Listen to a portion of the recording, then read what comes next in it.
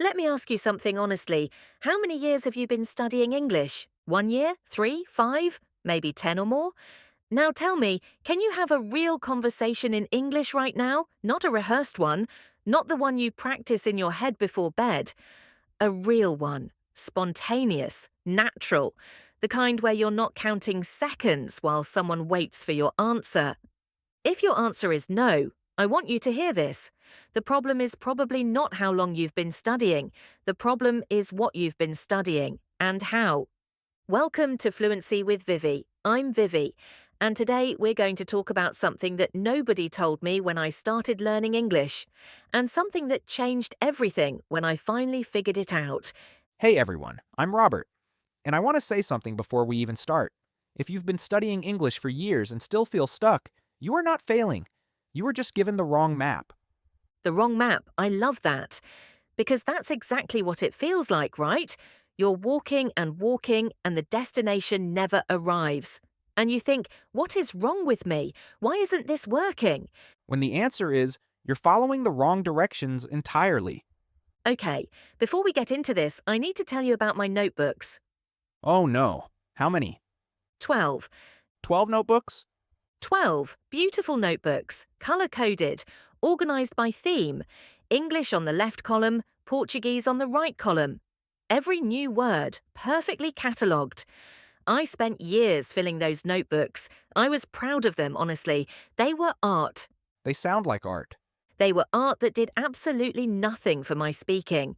Because one day, after those 12 notebooks, I was in a meeting at work, and someone asked me a simple question in English. Not a hard question. Something like, "So what do you think about this?" And I opened my mouth. And my brain went straight to the notebook, scrolling through pages in my head, looking for the right words. And while I was doing that internal Control plus F search, The moment passed. the moment completely passed. The conversation moved on, and I just sat there, internally drowning, with 12 notebooks worth of vocabulary that I could not access under real pressure. And this exact experience is what we're talking about today.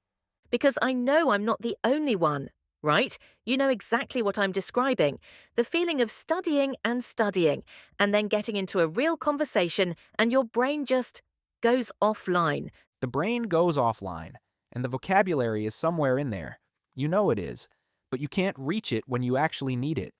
It's like having a library in your house and not being able to find any book when someone comes over. Huh? Perfect. The books are there. The information is there. But the retrieval system is completely broken.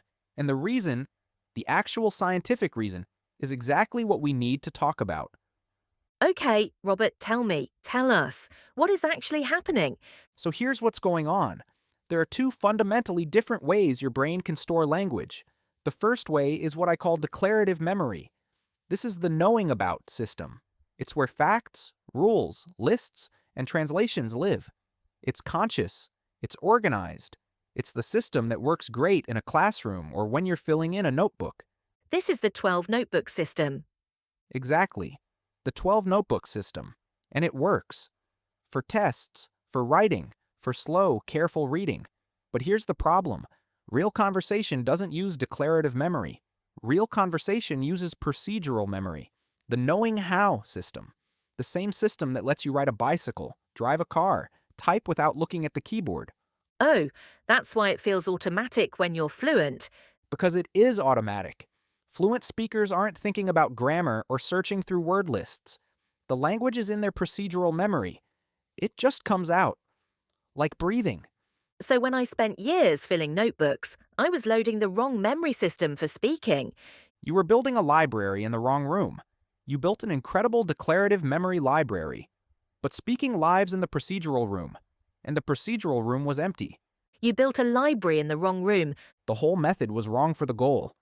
Okay, this is making me feel so many things simultaneously. Ha! Good. Let them all come. Because on one hand, I'm annoyed, like, why did nobody tell me this? But on the other hand, I'm kind of relieved. Because for years, I thought I was the problem. I thought I just wasn't smart enough, or disciplined enough, or talented enough at languages. And now you're telling me, You were working incredibly hard, in the wrong direction. in the wrong direction, and that is actually so much better news than "you're not talented enough." Because direction can change. Direction can always change, and that's exactly what today is about. Okay, so here's the revelation sentence that hit me when I understood this. Go ahead. You don't need to learn more English, you need to learn English differently. That's it. That's the whole episode in one sentence. Because the amount of English most people already have inside them, it's enough. It really is. The problem isn't the quantity, it's the address. The language is stored in the wrong place. And the good news is, you can move it. Not by studying harder, by practicing differently. Okay, strategies. Let's give people something real. Strategy 1, and I want to name this properly, the input shift. The input shift. Beautiful name. Okay, so what does this mean in practice? It means moving from studying language to consuming language. These sound similar, but they are completely different experiences. What's the difference? Studying language means sitting down with materials, taking notes, analyzing structure, translating vocabulary. Your brain is in academic mode, conscious, effortful, slow. Which is what most people do for years. Consuming language means engaging with content you actually enjoy, in English, without the pressure of learning, a show you love, a podcast about something that genuinely interests you, a YouTube channel about cooking or football or whatever you're into. And here's the key. You're not studying the language, you're living inside it. And your brain absorbs without being forced. Exactly. Because the brain is designed to acquire language through meaningful exposure, not through memorization. Think about how children learn their first language. Nobody gives them vocabulary lists. Nobody makes them translate sentences. They just hear the language, constantly in context, connected to real moments and emotions. And it sticks because it has meaning attached. It sticks because it has life attached. And that's what the input shift is. Stop studying English as a subject. Start living in English as an environment. Okay, strategy 2, I'm calling this one Speak Before You're Ready. Ooh, I like that one. Because I think one of the biggest lies we tell ourselves is, I'll start speaking when my English is good enough, right? Does anyone relate to this? I'll speak when I have more vocabulary. I'll speak when my pronunciation is better. I'll speak when I feel confident. And meanwhile, Nothing happens because you never feel ready. And you never feel ready because you never speak. And you never speak because you don't feel ready. It's the most expensive waiting game in the world. confidence is built after speaking, not before.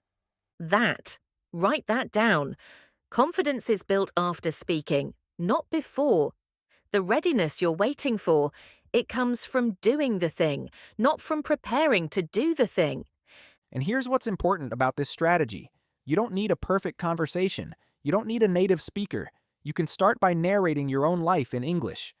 Out loud. While you're making coffee. Say what you're doing in English. While you're walking. Describe what you see. While you're cooking, talk through the recipe in English.